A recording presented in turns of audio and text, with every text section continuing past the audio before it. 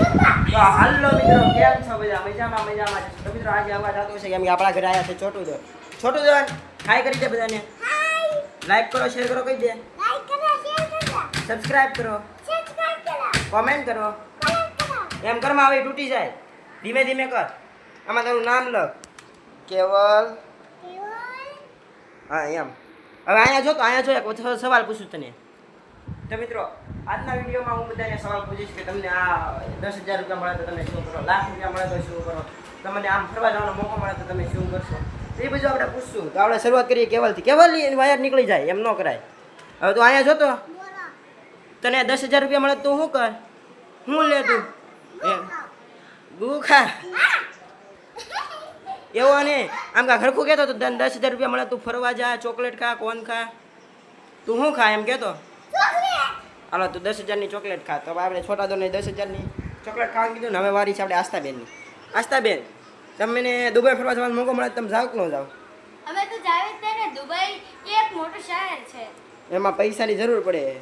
હા તો અમે પૈસા લઈને જઈએ. આ તો મફતમાં ટિકિટ થાય, પૈસા ખાવા પીવાનું ન થાય. ઈ તો થાય જ જાય, અમે ઇંતજામ કરીએ ને. Hello okay. આને દુબઈ જવાનો મોકો પડે ધ્યાન પડે. આપણા મિહિરભાઈ,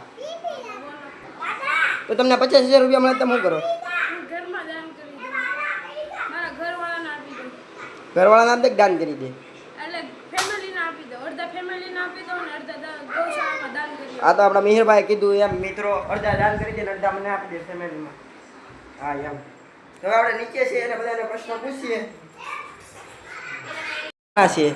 તો માસી તમને 10,000 રૂપિયા મળે તમે શું કરો? આ ઉભા માયા કુંદુ છે. હાલો હાલો. હું 10,000 કબાટમાં સાચવીને મૂકી દઉં.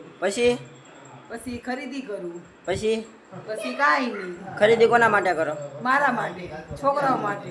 હાલો તો એ મુદ્દા અમારા માટે જ છે એમ ને. હાલો તમે 10,000 રૂપિયા નહીં પણ તમને લાખ રૂપિયા મળે તો શું કરો? લાખ રૂપિયા તો પેલી તો વાતી મને કોણ આપે? એ તમને એમ નહીં, તમે ખાલી આમ ધારો. લાખ રૂપિયામાંથી તો 10,000 પેલા હું ભગવાનના ઉભા રહો, સંભળાતું નહીં. હાલો તમને લાખ રૂપિયા મળે તો શું કરો?